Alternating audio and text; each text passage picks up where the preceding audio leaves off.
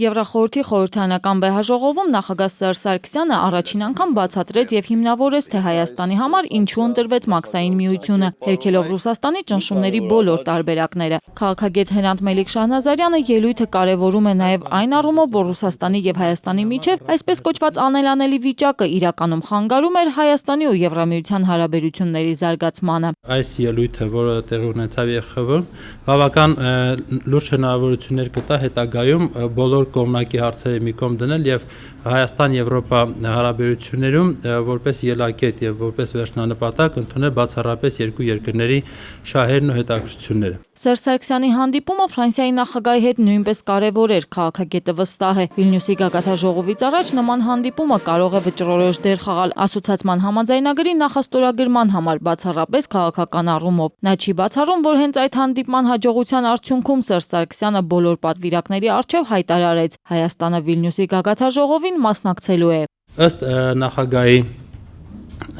ինտոնացիայի տեքստի տպավորությունը այնպեսին է, որ մասնակցելու ամենաբարձր մակարդակով, իսկ ինչպես հայտնի է,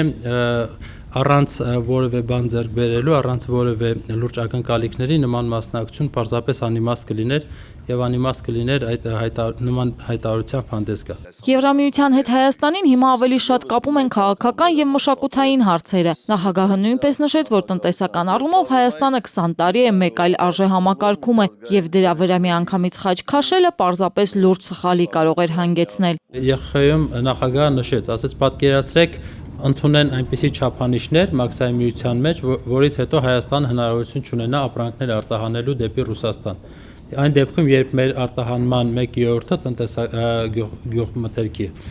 ռուսական շուկան է։ Հայաստանը գնացել է Մաքսային միության ուղղությամբ նախ մեր երկրին վնասող որոշումները կանխարգելելու եւ մեծ գոտու հնարավորությունները սեփական տնտեսության օգտին զարգացնելու համար, ասում է քաղաքագետը, համոզված, որ Եվրոպայի հետ կապերը միանշանակ չեն խզվելու եւ դեռ զարգանալու են, մանավանդ որ այդ տնտեսական հարաբերությունների զարգացմամբ շահագրգիռ են եւ Ռուսաստանը եւ Եվրոպան։